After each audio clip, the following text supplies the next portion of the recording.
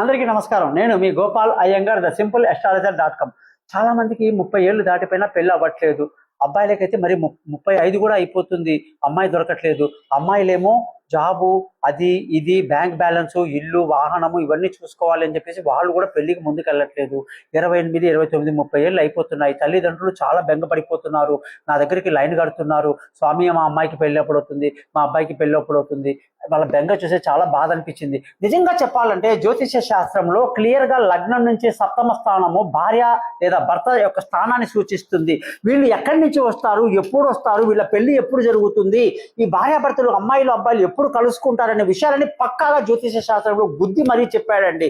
కాబట్టి జ్యోతిష శాస్త్రంలో కరెక్ట్ గా చెప్పేవాడిని పట్టుకోవాలి. ఎవరు పడితే వాడు గుళ్ళో పూజారి చేస్తాడు, ఒక పురోహితుడు చేస్తాడంటే వాళ్ళకి జాతకాలు రావండి. వాళ్ళు పూజ చేయడానికో అర్చన చేయడానికో పనికొస్తారు, పౌరోహిత్యం చేయడానికి పనికొస్తారు. జ్యోతిష శాస్త్రం అనేది కంప్లీట్ గా అది వేరే డిపార్ట్మెంట్ అండి. దాన్ని అన్నితో కలపొద్దండి.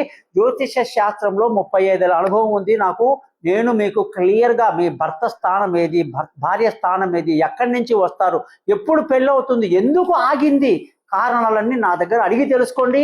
ఖచ్చితంగా మీరు నన్ను కాంటాక్ట్ చేయండి. మీ పేరు, మీ ఫోన్ నెంబర్ రాయడం మర్చిపోవద్దు. మీ గోపాల్ అయ్యంగార్.